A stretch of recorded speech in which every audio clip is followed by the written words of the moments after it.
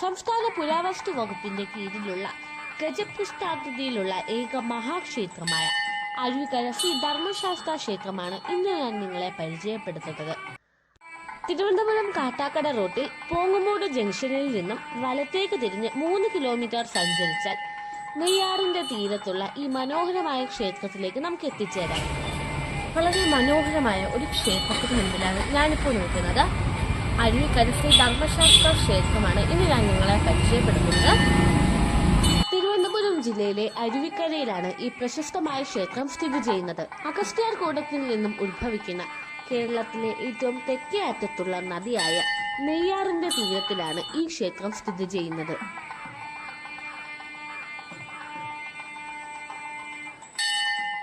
പൂർണ്ണപുഷ്കല സമേതനായ ധർമ്മശാസ്താവാണ് ഇവിടെ കുടികൊള്ളുന്നത്. 2000-ലധികം വർഷം പഴക്കമുള്ള പുണ്യപുരാതനമായ ഈ ക്ഷേത്രം ഗജപുഷ്ടാകൃതിയിൽ സംസ്ഥാന പുരാവസ്തു വകുപ്പിന്റെ സംരക്ഷണയിലുള്ള കേരളത്തിലെ ഏക മഹാക്ഷേത്രമാണ്.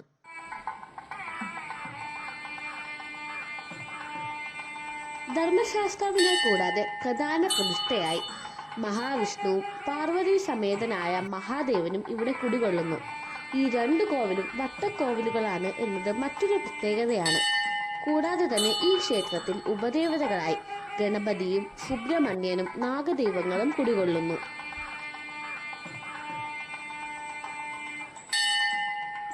ഇവിടുത്തെ പ്രധാന വഴിപാടെന്ന് പറയുന്നത് നീരാഞ്ജനമാണ്.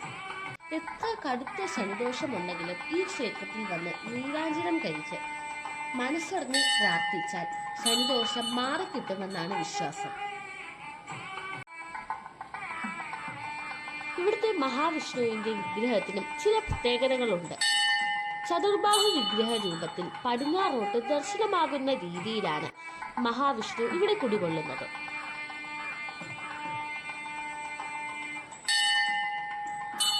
പൂർണ്ണപുഷ്കല സമേതനായ ശാസ്താവും നെയ്യാറിന്റെ മനോഹാരിതയും ഒരു ഗ്രാമത്തിന്റെ വിശുദ്ധിയും ഒത്തുചേരുന്ന ഭക്തിസാന്ദ്രമായ ഒരിടമാണ് ഈ അമ്പലം.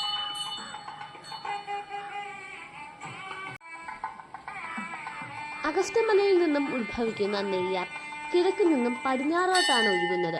പക്ഷേ ക്ഷേത്രത്തിന് മുൻപിലെത്തുമ്പോൾ നദി ഗതി മാറി ഭഗവാന്റെ പാദങ്ങളെ തഴുകി എന്ന പോലെ തെക്കോട്ടൊഴുകിയാണ് പോകുന്നത്. ഈ കടവിലെ ബലിതർപ്പണം വളരെ വിശേഷമാണ് എന്നാണ് പറയപ്പെടുന്നത്. കർക്കിടക വാവിന് ജില്ലയുടെ വിവിധ ഭാഗങ്ങളിൽ നിന്നുള്ള ഭക്തജനങ്ങളാണ് ബലിതർപ്പണത്തിനായി ഇവിടെ എത്തിച്ചേരുന്നത്. നെയ്യാറിന് മറുകരയിലായി മറ്റൊരു അയ്യപ്പ ക്ഷേത്രവും കൂടെയുണ്ട്. വനധർമ്മശാസ്ത്ര ക്ഷേത്രം എന്നാണ് ആ ക്ഷേത്രം അറിയപ്പെടുന്നത്. അരുവിക്കര ധർമ്മശാസ്ത്ര ക്ഷേത്രത്തിൽ നിന്ന് വനധർമ്മശാസ്ത്ര ക്ഷേത്രത്തിലേക്ക് ഒരു തുരങ്കമുള്ളതായാണ് പറയപ്പെടുന്നത്.